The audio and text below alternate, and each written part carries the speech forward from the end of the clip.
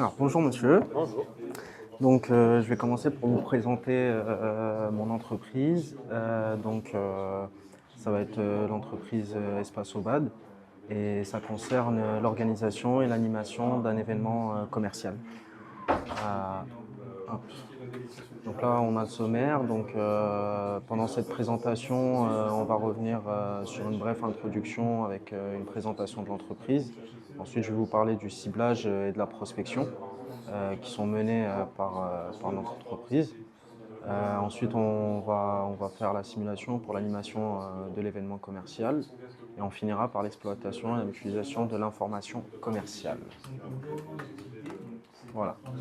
Donc l'historique de Espace Obad, c'est une société historique pour le côté Chadapo qui a été créée en 1876 qui par la suite a fait partie dans un groupement en 1948, donc Comafran, qui vient de l'Est, et, euh, et donc qui rassemble des sociétés de toute la France, des sociétés de sanitaires et de chauffage. Mon exposition, donc mon magasin qui se trouve au 6 rue Abel à Paris 12e. Donc c'est un showroom d'environ 300 mètres carrés où on expose des appareils sanitaires, des meubles, du chauffage, du carrelage et de la déco. On fait de la conception de projets de salles de bain et on travaille en particulier avec les professionnels. Donc on va avoir 80% de clientèle B2B contre 20% de clientèle B2C. Mes missions quotidiennes dans le showroom, c'est accueillir et conseiller les clients, veiller à la bonne tenue du showroom, gérer l'agenda avec les rendez-vous clients pour les projets de salle de bain, suivre mes commandes, avoir des rendez-vous avec les commerciaux, des fournisseurs pour tout ce qui est formation et nouveautés produits. Qualifier les prospects de passage, quand on a des clients qui sont de passage, avant même de commencer quoi que ce soit avec eux, on va poser énormément de questions, comme ça on va filtrer. Et puis développer le digital dans le showroom au maximum possible. Donc l'organigramme que voilà, on a Vanessa Diovada qui est responsable de toutes les salles d'exposition d'Île-de-France. Marina Dej de Veil qui est responsable dans mon agence et qui est là depuis 13 ans. Karim Belharaj qui est conseiller de vente et qui est présent dans l'agence depuis 4 ans. Et donc moi qui suis conseiller de vente en alternance. Les concurrents. Alors les concurrents, on se trouve dans un quartier dans le 12e qui est connu historiquement dans Paris pour être le quartier des maîtres-bénistes. Donc spécialité de salle de bain dans toutes les rues adjacentes, que ce soit carrelage, sanitaire. Les principaux concurrents qu'on va avoir, ça va être des concurrents directs, comme Envie de salle de bain et Bain et Déco. Donc Envie de salle de bain, c'est les showrooms du groupe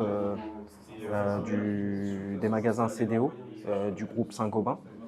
Bain et Déco qui est un de nos concurrents directs, qui propose les mêmes produits et la même gamme que nous. Et donc le Roi Merlin qui est un concurrent indirect parce qu'on n'est pas sur les mêmes gammes de produits, mais on tend à vendre, on a le même but. Hop. Donc le marché de la salle de bain, ça représente 2 milliards en chiffre d'affaires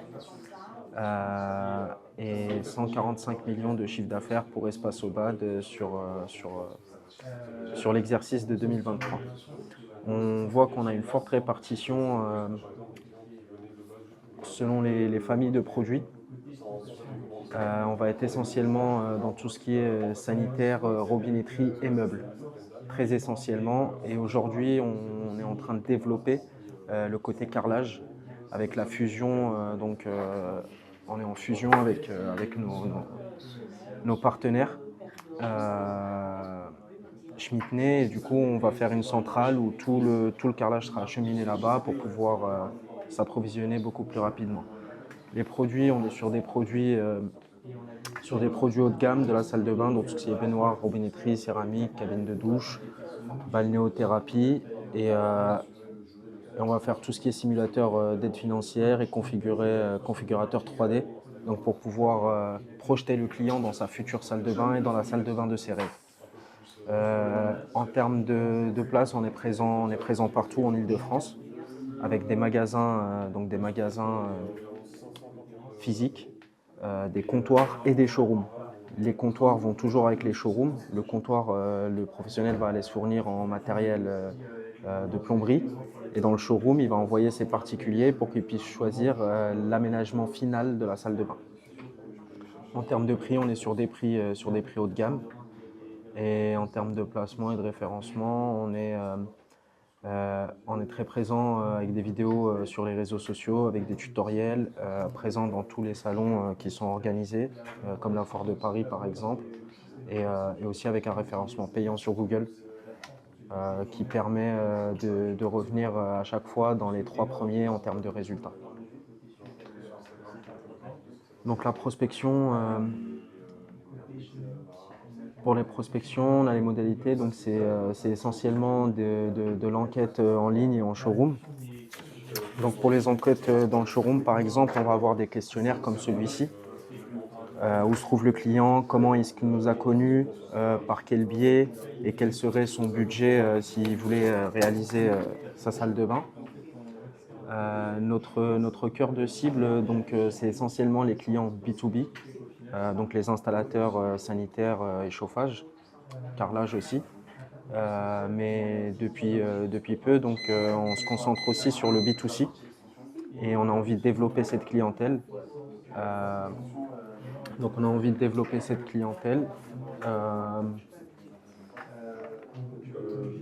Les prospections, quand elles sont faites, c'est ciblé par coordonnées géographiques, fonction et puis par statut du client ou du prospect, s'il est locataire ou propriétaire, s'il a plusieurs salles de bain, s'il habite en appartement ou en maison. Pour la segmentation, donc c'est les critères géographiques, démographiques, socio-économiques, comme je vous disais. Et ensuite, on évalue les cibles pour pouvoir développer une offre adéquate à chaque cible. Donc les personas, ça va être les installateurs de sanitaires professionnels et les architectes, donc notre cœur de cible. Et ceux qu'on essaye de développer, c'est les particuliers qui vont décider eux-mêmes du projet, ceux qui sont acheteurs. Donc voilà les différents types de prospection inbound qu'on va faire. On va être présent sur les réseaux sociaux avec des vidéos et des tutos. Et en outbound, on va aller surtout chercher de la clientèle à la Foire de Paris.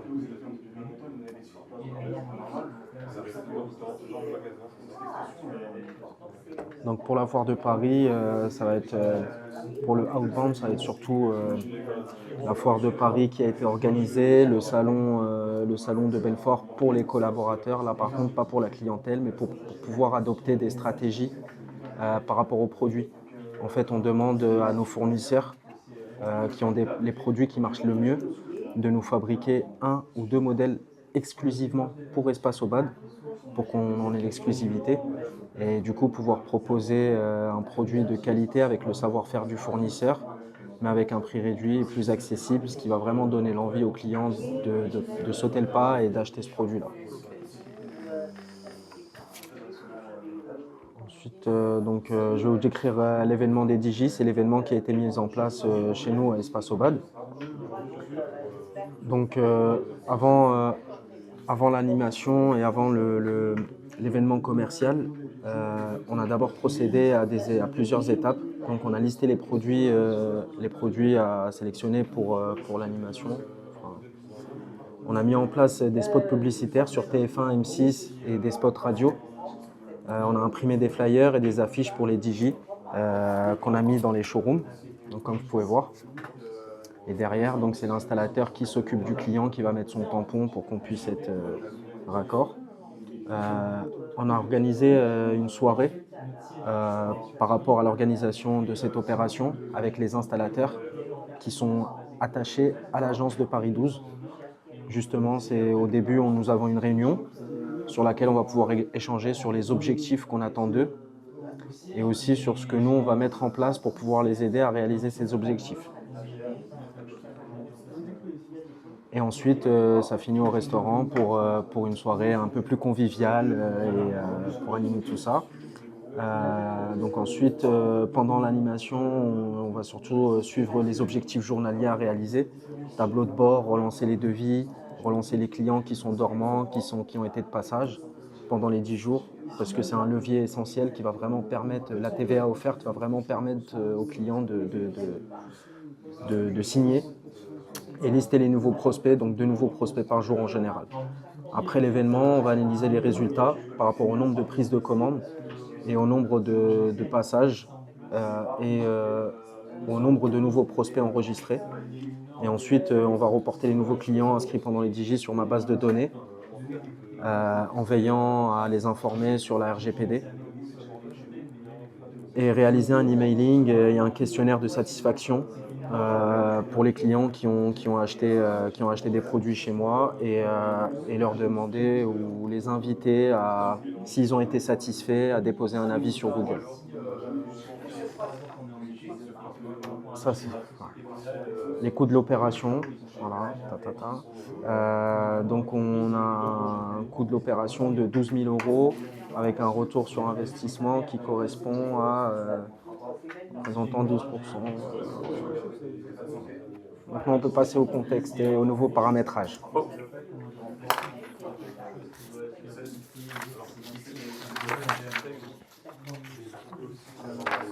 Pour l'événement, c'est un pestel qu'on organise pour faciliter pour les nouveaux arrivants l'argumentaire pour certains produits pendant les DIGI.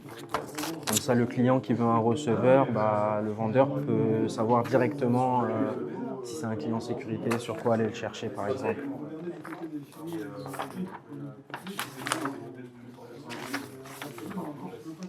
Et ça, c'était le planning donc de l'opération qui commence à être organisé bien en amont, à peu près 6 à 8 mois avant, avec l'accord des fournisseurs participants et les négociations sur les prix, les stocks et les BFA. Ok. Bonjour monsieur le directeur. Bonjour. J'ai vu que vous vouliez qu'on mette en place une opération commerciale pour le mois de mars 2025. Exactement. Très bien. Je pense que c'est une très bonne idée. Ça va être très bien pour booster nos ventes, pour améliorer notre notoriété et on va plus se faire voir auprès des clients. Est-ce que tu as pu voir les salons qu'il y avait pour Effectivement, pouvoir me proposer quelque chose? effectivement. Donc j'ai vu qu'on pouvait on avait 2 choix. Ouais. On peut aller au salon annuel des réseaux de distributeurs BTP Ouais. ou avoir un stand au salon de l'aménagement intérieur à Paris. À mon avis, il faudrait qu'on prenne un stand au salon de l'aménagement intérieur à Paris. Ok. Pourquoi? Parce que nous, on est vraiment sur la phase finale et que le salon pour le réseau de distributeurs BTP sera plus pour nos collègues du comptoir qui, eux, vont avoir les matériaux de plomberie, etc. Ok. Donc nous, le salon d'aménagement, c'est là où on va aller trouver notre cœur de cible, les personnes qui veulent vraiment aménager, rénover leur salle de bain et leur intérieur. Est-ce que tu as pu te renseigner un peu sur l'organisation de ce stand? Effectivement, tout à fait. Donc pour l'organisation de ce stand, on va mettre plusieurs choses en place. Tout d'abord, on va définir les objectifs, qualitatifs, quantitatifs. Ouais. On va définir le budget. Ouais. Le lieu et la date sont déjà définis. Donc on a choisi le salon de Paris, de l'aménagement à Paris, donc pour la période de mars 2025. Ouais. Ensuite, on va promouvoir l'événement. On va choisir la stratégie de promotion. Ensuite, on va sélectionner les produits à exposer, les participants. Gérer la logistique. Et pour finir, on va mesurer la performance de l'animation qu'on aura réalisée. Ok. Qu'est-ce que vous en pensez? Je trouve ça intéressant. Est-ce que tu as une période de temps, un planning à me proposer en termes Effectivement. de durée? D'après toi, si on doit faire cette rencontre en mars 2025, il faudrait s'y prendre.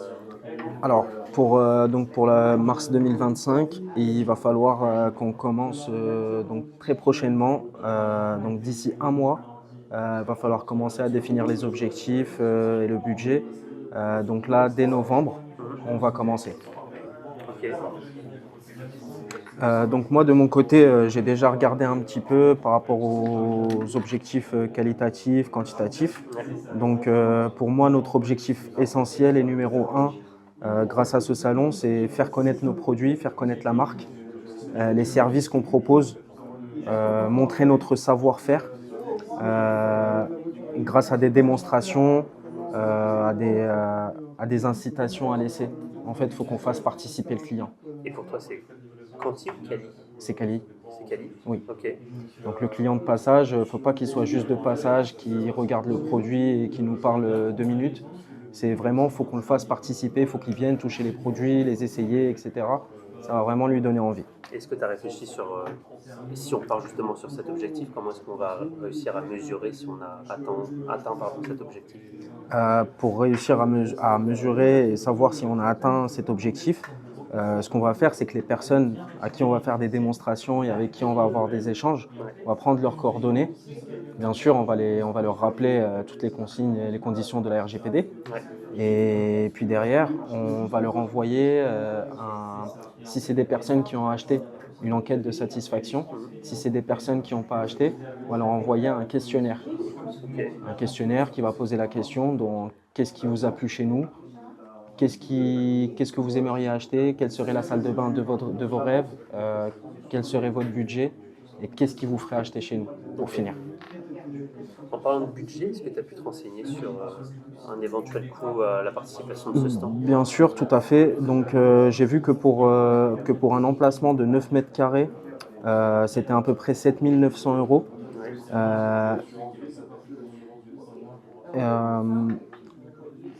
C'est hors taxe. Hein. Oui, hors taxe, tout à fait. Et qu'un emplacement de 18 mètres carrés était proposé à 15 000 € hors taxe. Donc je pense que l'emplacement de 18 mètres carrés peut être très intéressant pour qu'on puisse exposer plusieurs éléments et avoir du coup un coût moins onéreux que si on prenait 2 fois 9 mètres carrés. Après, le souci que j'ai, c'est que j'ai pas 15 000 € pour mettre justement dans la mise en place de ce stand. Est-ce que tu crois qu'on pourrait faire quelque chose pour essayer d'alléger la note? Sur quoi on pourrait jouer? Bien sûr, tout à fait. Donc pour moi, et c'est ce que j'avais prévu de faire, c'est qu'on puisse, nous, de notre côté, investir la moitié de cet argent pour le stand et de l'autre côté, demander à nos fournisseurs pour qui on va exposer des produits et vendre des produits, donc ils vont avoir une hausse dans les ventes et dans leur chiffre d'affaires, Ouais. leur proposer l'autre moitié, de prendre en charge l'autre moitié du financement. 500 € pour nous Exactement, et tu penses que ça marcherait? tout à fait. Et comment tu pourrais t'y prendre justement pour essayer de les convaincre à faire ça? Alors je vais faire des calculs. Donc je vais voir les estimations de vente qu'on pourrait avoir pour les produits qu'on exposerait. Ouais. Sachant que dans le salon, il y a à peu près 500 000 visiteurs sur cette période, ce qui n'est pas négligeable.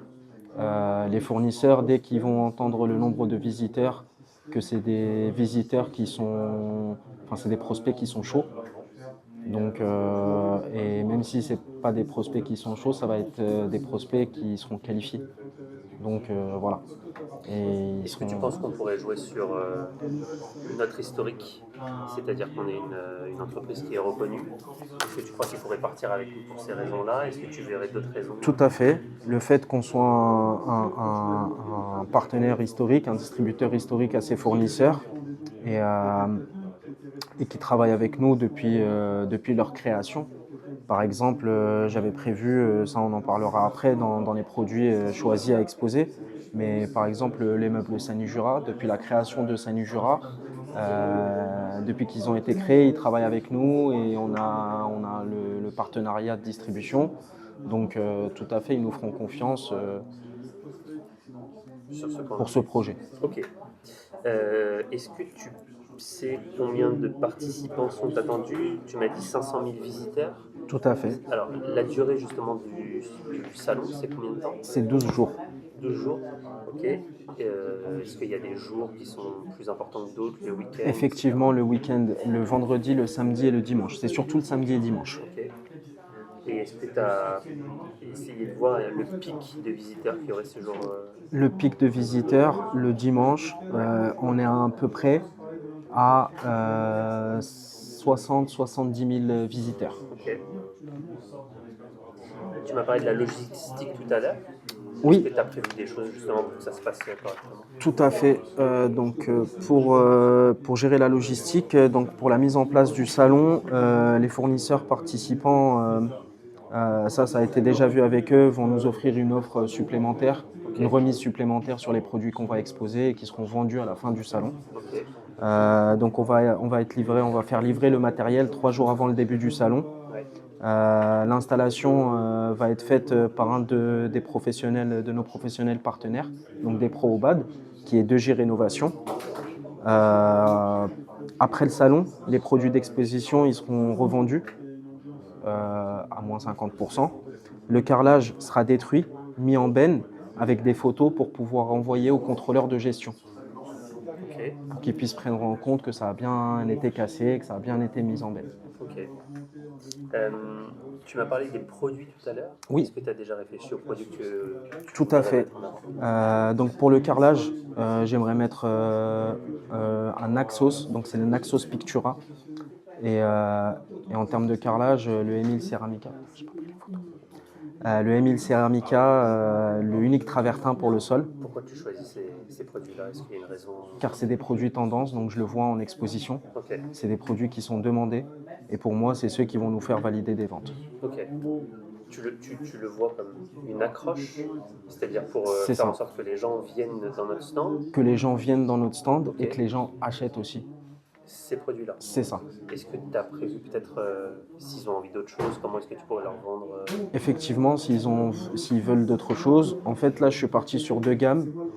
Donc on est sur du travertin et de l'imitation marbre. Ok, Donc c'est 2 produits qui sont tendances, qui sont actuels. S'ils veulent autre chose, je vais pouvoir leur présenter avec les échantillons qu'on a pris avec nous. ouais, Euh, mais voilà, aujourd'hui j'ai décidé de mettre ces 2 produits-là en exposition car c'est les produits qui marchent le mieux et à mes yeux c'est ceux qui vont nous ramener le plus de clients. ok. Sur l'après, tu m'as dit qu'on pourrait mesurer effectivement s'il y a eu une réussite suite à notre participation à ce stand-là. Est-ce que Effectivement. tu as réfléchi vraiment à savoir comment est-ce qu'on pourrait le mesurer précisément? Hormis peut-être le nombre de ventes, est-ce qu'il y aurait autre chose d'après toi? Donc on va avoir le nombre de ventes, on va avoir le nombre de passages sur le stand, Ouais, on va avoir les nouveaux prospects à qui on aura pris les coordonnées. Euh,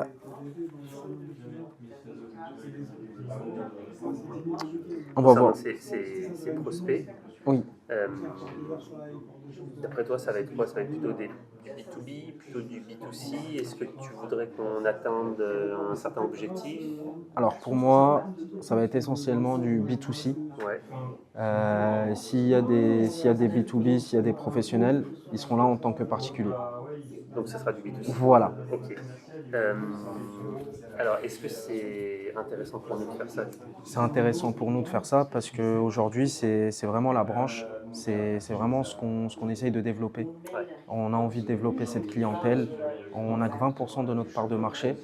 On, on a contact avec la clientèle particulière aujourd'hui, mais grâce à nos partenaires installateurs. Et aujourd'hui, nous, ce qu'on cherche à faire, c'est vraiment avoir ce contact direct avec cette clientèle particulière qui se perd chez Leroy Merlin et chez Castorama grâce au nouveau savoir le faire soi-même, le do it yourself ouais. depuis le Covid. Voilà, donc nous, on a des clients à les récupérer, on a des parts de marché à aller chercher. Ok. Une dernière question pour que je m'organise d'un point de vue timing. Pour pouvoir participer à ce salon, concrètement, il faudrait que je fasse quoi et à quel moment? Si tu as besoin de moi pour t'aider justement à organiser la participation. Si on se dit qu'on doit être en mars 2025 justement prêt, En mars qu'est-ce qu'il faudrait faire 2025, avant et après? alors pour moi, dès décembre, dès le mois de décembre, Ouais, il faudrait qu'on valide tout, les objectifs, les budgets ok, et la promotion. ok, Pour les produits et la logistique, je vais m'en occuper dès le mois de janvier. Je vais avoir 2 mois de délai, 8 semaines sur les produits sélectionnés. ouais, Ils vont arriver 2 semaines avant le salon. C'est pour ça que je laisse une marge.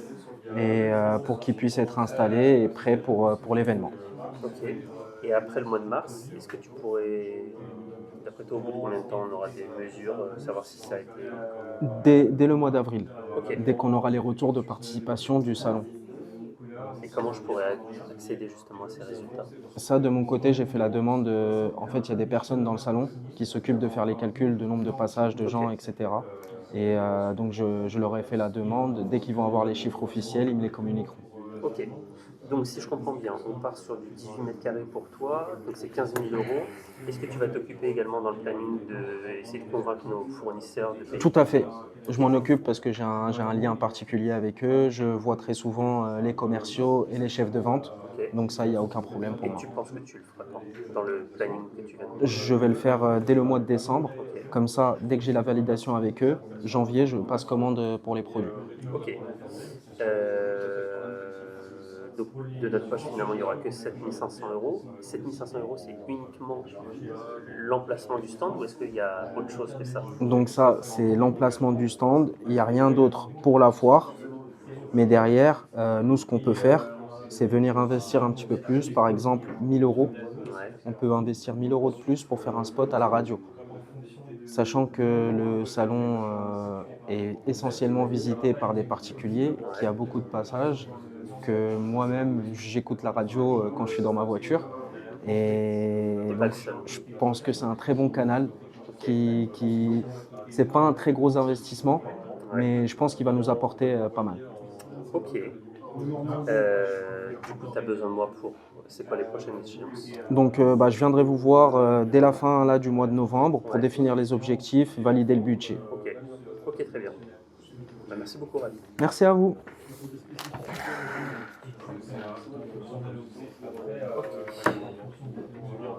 En termes de timing, on est bien. Ok. Ce qui me faisait peur. On continue? Ah. Et après, je te ferai des. C'était pour l'échange. J'avais fait des J'avais préparé. photos de salon.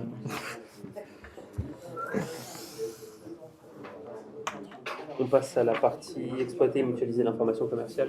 Tout à fait. Donc pour la veille concurrentielle tout d'abord. Donc la veille concurrentielle chez nous à Espace Sobad, elle est faite par des visites directement chez les différents fournisseurs. Ouais. Visites directement sur les sites internet concurrents, comme le plus gros concurrent Reuters. Ok. C'est un site internet de robinetterie et de salle de bain un peu plus pro, un peu plus de choix que Mano Mano. Ouais. Mais voilà, vraiment c'est celui qui met des bâtons dans les roues à tous les professionnels de l'aménagement, de la salle de bain et de la cuisine. Pour faire cette veille, comment est-ce que vous faites? Comment tu t'y prends justement pour réaliser cette veille concurrentielle? Alors, jusqu'ici, c'était propre à chacun. Donc moi, personnellement, vu que j'ai appris ça à l'école, j'ai aussi appris ça avant dans mes anciennes expériences professionnelles chez CDO et Castorama. On s'organise nous-mêmes. Donc moi, vu que je suis alternant et que j'ai pas beaucoup de temps en entreprise, une fois tous les 2 mois, je m'organise une veille concurrentielle physique. Ok. Donc je vais visiter un magasin où je vais échanger avec un vendeur, avoir les tendances, lui poser des questions, lui faire des demandes comme les demandes que moi j'ai et auxquelles je réponds tant bien que mal, voir si eux vont pouvoir y répondre, vont pouvoir me proposer des solutions, etc. Ok. Ok.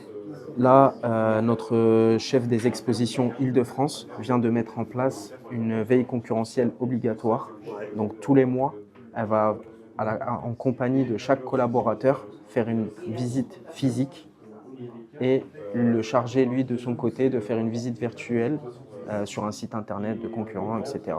Et de faire un briefing une fois par mois. Ok. Donc ensuite, les informations vont être recueillies. Je les prends pour moi, elles vont être notées dans mon cahier de tous les jours. Et ensuite, s'il y a des choses qui vont différer, comme par exemple des grosses différences de prix, des services, des nouveautés dans le service chez un concurrent ou quoi, on va le communiquer et pouvoir le transmettre à l'équipe, à toute l'équipe de vente pour commencer, qui elle va le transmettre au-dessus au niveau des sièges sociaux, du siège social, des acheteurs, etc. La veille commerciale. Donc pour la veille commerciale, on a un très gros salon à Belfort. Donc c'est le salon Espace Obad. C'est le salon où on va avoir tous les collaborateurs Obad. Donc comme je vous expliquais au début, on est à peu près une centaine d'entreprises rassemblées sous la bannière Espace Obad. Et on va être tous rassemblés dans ce salon-là. On va avoir tous les fournisseurs avec qui on travaille, qui vont présenter des séries, des gammes continues. Et ils vont présenter des produits création Obad. Donc les produits qui sont faits spécialement que pour nous et en exclusivité. Et donc, dans ces produits-là qui sont présentés, nous, on a un feuillet sur lequel on vote pour les produits qui nous plaisent le plus. Suite à ça, le salon, lui, est vers septembre. Suite à ça, recueillir tous les avis des collaborateurs. Et donc, ils vont faire un délibéré pour voir quel produit a eu le plus de votes. Et derrière ça, le produit qui a eu le plus de votes est sélectionné et derrière est proposé à la vente. Donc vraiment, on trouve ça super parce que ça nous fait vraiment participer. C'est collaboratif et ça nous montre que notre voix compte pour l'entreprise. Ensuite, on a des réunions d'information 2 fois par an. Je vois qu'il y a des outils. Oui. Est-ce que tu peux m'en parler un peu? Bien sûr. Donc on va avoir ordinateur, téléphone, mail, site web fournisseur, réseaux sociaux, ça c'est classique. Logiciel AS400, donc c'est un logiciel qui est un petit peu, qui commence à dater un peu, qui commence à être vieillot. C'est un peu comme Vega, je ne sais pas si vous avez connu. Voilà, donc c'est du monochrome, enfin voilà. Ces logiciels, ils servent dans ton cas d'utilisation? Vente, devis, prix, stock. Donc ça permet de quand même mutualiser une information par rapport au stock et au prix. Par exemple, les prix que je vais relever chez la concurrence, si je vois un prix qui est différé, je peux mettre un commentaire sur un produit. Comme ça, le contrôleur de gestion et les acheteurs vont voir le commentaire et pouvoir faire des choses derrière. On a les Easy Notes, c'est une fonction dans la S400 sur laquelle on va pouvoir s'envoyer des messages très rapidement. C'est super. Le CRM spécial que pour les devis, donc qui vient nous envoyer des notifications et nous faire des rappels pour relancer les devis. On va voir le nombre de jours depuis quand est créé le devis et quand est-ce qu'il faut le relancer. Et puis on a un agenda pour les rendez-vous qui est super à tenir et qui est accessible aussi pour les clients depuis le site internet. En termes de stockage, le stockage, lui, il est fait directement auprès de notre siège social. C'est fait sur une base de données, sur le cloud, et c'est géré par Cisco. Ok. Alors, sur la première partie, où est-ce que tu t'es senti plus à l'aise? Est-ce que c'est la première, la deuxième ou la troisième? Première et milieu. Et sur la troisième, non? Je l'avais pas, je vous mens pas, je l'ai même pas relu. Ok. Merde. Non, je suis filmé. C'est pas grave. C'est sur la première et la deuxième où tu es le plus à l'aise. Sur la première, à vrai dire, il n'y a pas beaucoup de choses à améliorer. Je trouve qu'elle est bien ficelée.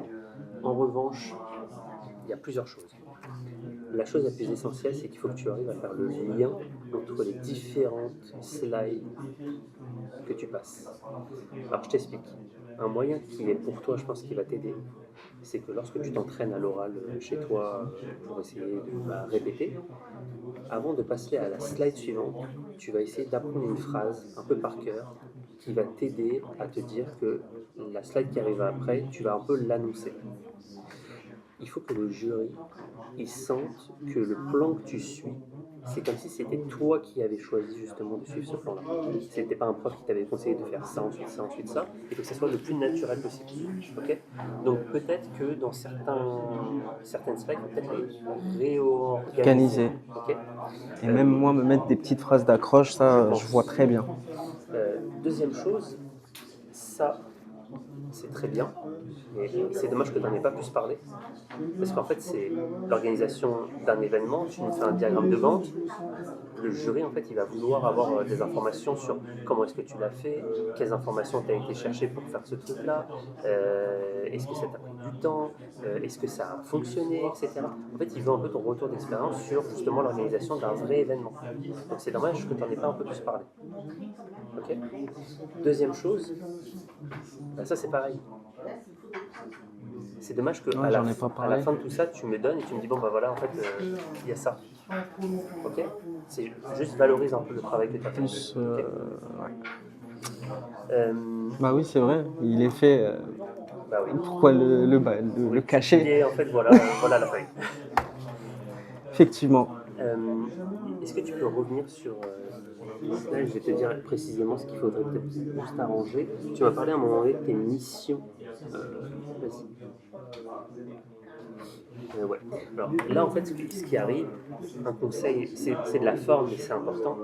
Quand tu présentes une slide où il y a pas mal d'informations, c'est que tu vois, tu as plein de tirets. Moi qui suis jury, si tu me répètes exactement ce qui a marqué, Ça finalement, sert ta à rien. valeur ajoutée, elle est pas énorme. Donc, il va falloir que soit tu me dises selon toi ce qui est le plus Plus important, important. soit que tu thématises en fait tes missions. Exemple, j'ai fait une mission liée à la prospection, parce que j'ai fait ça. J'ai fait une mission liée au conseil client, parce que j'ai fait ça. Et en fait, moi, jury, je ne vais pas retenir exactement ce que tu as fait, je vais retenir les grands thèmes de mission que tu as apportés. Ok. Tu t'es bien repris, généralement pendant les 40 minutes. J'arrêtais pas de me reprendre. Tu t'es bien repris. L'organigramme, quand tu le présentes, ce qui est pas mal de dire, c'est essaye de. Alors, ce qui était bien, c'est que tu t'es placé, donc on comprend à qui tu rends entre guillemets des comptes. Essaye de dire si c'est plutôt une hiérarchie verticale, une hiérarchie horizontale. Ce que tu as bien fait, c'est que tu as bien présenté tes concurrents directs et indirects. C'est d'ailleurs là où tu t'es repris. C'est du je titille, hein, mais quand tu me présentes ton marché et que tu me dis que le marché il est de 2 milliards et que toi, enfin au bas, vous pesez 145 millions, du coup, quel est votre pourcentage À de part part. sur le marché? Et je l'avais, je crois que je l'ai sur la slide. Peut-être. Voilà. Par contre, Non, ça, j'ai pas la part. non, justement, il faut rajouter, J'ai je pas pense. mis la part. Ouais. Ça, en revanche, c'est très bien. La part de marché. Tes 4P, ils sont bien. Ta prospection. Donc, tes 4P, c'est bon. Ta prospection, non, juste avant. Alors, moi, le conseil que je peux te. Oui, alors c'est pas très beau, mais tu fais 2 slides. Tu me fais une slide où tu as une modalité ciblage et segmentation. Et tu me feras le plaisir de faire une belle slide avec ton persona. Comme on l'a eu en Il vous a fait plaisir. Oui, mais j'aurais voulu vraiment une slide. Oui. Et n'hésite pas, alors c'est pompeux, mais n'hésite pas à dire au jury que tu comprends ce que c'est un persona et donner la définition de ce qu'est un team. Très bien d'avoir mis de l'inbound et de l'outbound marketing. Tac. Et généralement, tes indicateurs de performance, tu les as bien également soulignés, donc ça c'était très bien. Okay. Maintenant, sur la partie jeu de rôle, alors moi j'ai bien aimé parce que dès le début, tu m'as dit voilà comment on va faire. La qualification des objectifs, on va parler du budget, on va parler de la promotion, on va parler de la participation, etc. Ok. Ce qui est pas mal de faire, c'est moi je te relance concernant la logistique, je te relance concernant le budget. Ce que tu peux faire également, c'est être force de proposition. Et vu que tu m'as annoncé un point dès le début, n'hésite pas toi à me dire, donc je vous ai parlé du budget, maintenant on va parler de la logistique. Ok. Est-ce que tu as compris quel était mon frein, quel était mon profil? Mon profil sans casse. Argent. Pourquoi? Parce que à chaque fois, vous demandiez combien ça allait coûter. Ouais, ça c'est. Vous étiez soucieux du prix. Oui. Et à chaque fois, vous me demandiez à la fin quels seront les retours. C'est-à-dire? Vous m'avez demandé comment on va pouvoir calculer ça, comment on va pouvoir avoir le retour sur ça, comment. Ouais. Donc c'est bon. Comment je vais pouvoir calculer ça? Est-ce que je vais avoir. Voilà. Ok. Ce qui est pas mal de faire également, c'est lorsque tu vas me dire, tu m'as parlé d'objectifs qualitatifs, tu m'as parlé d'objectifs quantitatifs, n'hésite pas à me donner justement ces deux objectifs-là. C'est pour ça que je t'ai demandé, celui-là, il est quali ou quanti? Tu m'as dit quali. Oui. Ok. Et du coup, le quanti, et tu ne me l'as pas donné. Ça, c'est la première chose. La deuxième chose, c'est quasiment sûr que le jury va te poser la question sur des indicateurs de performance. Les indicateurs de performance, ce qui est pas mal de faire, c'est qu'en fonction de tes objectifs, tu vas devoir mesurer si tu as atteint cet objectif. Et pour mesurer si tu as atteint cet objectif, tu as des indicateurs de performance qui vont t'aider justement à savoir s'il a été atteint ou pas. Donc si tu as un objectif quali et un objectif quanti, ça veut dire que tu as à minima 2 indicateurs différents pour savoir si tu as atteint ces 2 objectifs-là. Okay. Donc ce que tu peux faire à l'oral, si jamais ça se reproduit, tu vas dire que voilà, on a un objectif qualitatif, c'est blablabla, un objectif quantitatif, c'est blablabla, et n'hésite pas à aller être force de proposition en disant, et d'ailleurs pour les mesurer, on a comme indicateur clé de performance pour atteindre cet objectif quanti qui est selon moi ça, et quali ça. Donc ça c'est très clair dans la tête du jury. Très jolie pirouette concernant le budget avec les 7500 € des fournisseurs qui sont très gentils. Mais je pense en plus que c'est nous en tout cas le salon quand on a fait la foire de Paris. Oui.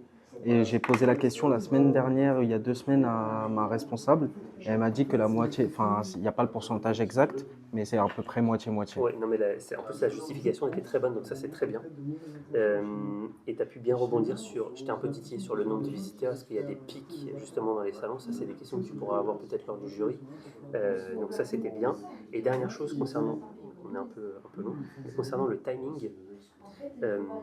N'hésite pas vraiment à me donner tous les détails. Tu m'as dit en décembre on fait des objectifs, en janvier on fait ça. Et c'est des jours, des semaines. Il y a toujours le avant. Non, c'est pas forcément ça. Avant il y a toujours le avant, donc avant mars, pendant mars. Oui, et après mars. Et après mars. C'est l'événement, c'est avant, pendant, après. Toi, tu m'as dit beaucoup avant. Il va avoir l'événement, mais ok, mais. Je disais pas pendant. Pendant l'événement et surtout le après. Comme c'est écrit dans ma fiche. Effectivement. Ok. Sur la troisième partie, c'est un peu léger. Ouais, faut que je travaille un peu. Concernant la veille commerciale, à la limite, on comprend, mais n'hésite pas à dire comment est-ce qu'elle est faite. La question que je t'ai posée, c'est sûr et certain que le jury va te la poser. Ok, vous dites que vous faites une veille commerciale, mais vous y prenez comment, à quelle fréquence, qui s'en occupe, comment vous la mettez à jour, etc. C'est sûr que tu vas avoir cette question. Donc, sois un peu plus solide sur la réponse que tu apportes. Et dernière chose, il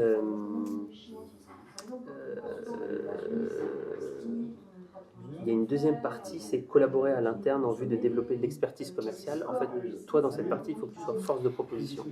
Et je pense que tu as des choses à me montrer que tu ne m'as pas montrées. Effectivement. Donc c'est un peu pareil que tout ça. C'est que si tu me le donnes, c'est très bien en plus, c'est ça le pire. Mais, là, moi, maintenant, je pense que mon entraînement va être très axé sur, voilà, miroir. Ouais. Comme vous avez dit, ma parole correspond à mes slides. Ouais. Petite phrase de transition à chaque fois. Ouais. Et pouvoir raccorder mes annexes à ce que je dis et à ma slide. Ouais. Ah oui, la dernière chose, c'est purement de la forme, mais c'est pas grave. Au début, tu disais trop ta présentation. Ouais, j'étais pas. Et à partir d'un moment, je sais pas ce qui s'est passé. Je me suis lâché et j'ai commencé à parler avec vous, à vous regarder carrément dans les yeux et à discuter, à avoir un échange. Oui. Okay. Sinon, dans l'ensemble, c'était vraiment bien. La partie sur le jeu de rôle, c'était vraiment très bien. Au début, c'était le stress. Ok, mais c'est bien passé. Merci beaucoup, monsieur. Ça va? Oui. On est un peu long, mais en tout cas, ça va aller. Et du coup, c'est comment 5? Pas encore.